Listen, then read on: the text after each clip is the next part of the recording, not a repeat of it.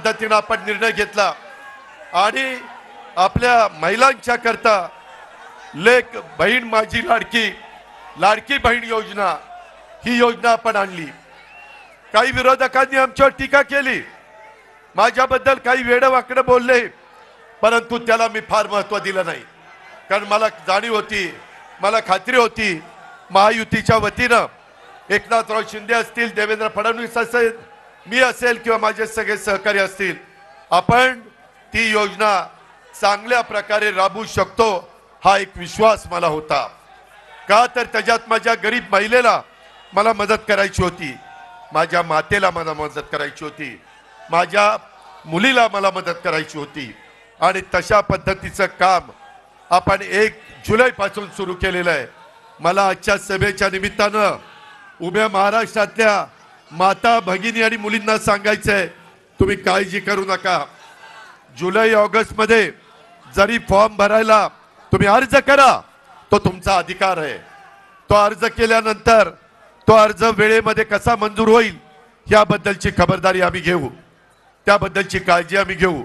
मगाशी माझ्या काही महिला म्हणाल्या की अजित पवार ह्याच्यामध्ये काही त्रुटी होत्या, आम्ही त्याच्याकरता रेशन शिधाव कार्ड वाटप कार्ड आपण त्यामध्ये मंजूर केलं, आपण पिवळं रेशन कार्ड आपण मंजूर केलं, भगवं रेशन कार्ड मंजूर केलं।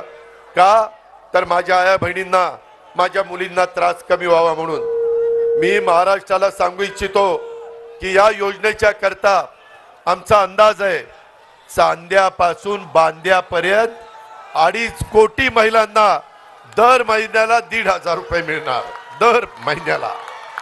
म्हणजे 2 महिन्याचे पैसे ऑक्टोबर मध्येच भाऊबीज रक्षाबंधन आहे, राखी पौर्णिमा 19 तारखेला, साधारण त्यावेळेस त्या माझ्या भगिनीच्या खात्यावर बँकेत 3,000 रुपये देण्याचा निर्णय आपण घेतलेला आहे।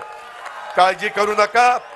माझी दुसरी एक विनंती आहे, काही माझ्या युतीचे सहकारी म्हणाले की ही जी सभा होतीये त्याच्यामध्ये राष्ट्रवादी काँग्रेस पक्षाचं सगळं दिसतंय, परंतु ही राष्ट्रवादी काँग्रेस पक्षाची सभा आहे।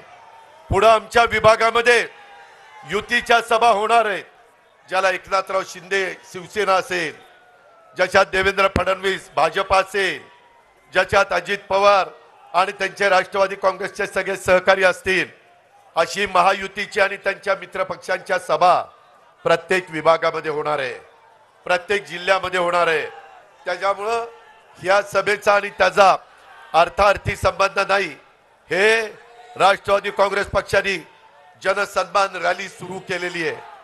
ती रॅली सुरू करत असताना आम्ही कुणालाही वंचित ठेवलेलं नाहीये। आज मी सकाळी माझ्या काही महिलांचे अर्ज पंचायत समिती बारामतीमध्ये स्वीकारला गेलो, त्याच्यामध्ये एक महिला मला म्हणाली, दादा तुम्ही त्याच्यामध्ये सांगितलंय 4 चाकी वाहन असल्यावर त्यांना मिळणार नाही। म्हणलं ट्रॅक्टर असला तरी त्यांना मिळणार, पण ते म्हणले की दादा माझा नवरा ड्रायव्हर आहे आणि तो रात्री गाडी घेऊन माझ्या घरी येतो आणि त्याच्यामुळे ती गाडी तर आमचीच समजतील आणि मग 4 चाकी वाहन आमची काय चूक आहे। मी तमाम माझ्या ड्रायव्हर लोकांना महाराष्ट्रातल्या सांगतो, त्यांच्या सगळ्या पत्नींना सांगतो, भगिनी वर्गाला सांगतो, मुलींना सांगतो, काळजी करू नका। ज्यांच्या स्वतःच्या नावावर गाडी आहे अशांना त्याच्यामध्ये धरलं जाणार नाही, जे ड्रायव्हिंग करतात त्यांना त्याच्यामध्ये धरलं जाणार आहे। 2.5 लाखापर्यंत उत्पन्न असणाऱ्या सगळ्या माझ्या आया बहिणींना आणि मुलींना त्यामध्ये धरलं जाणार आहे।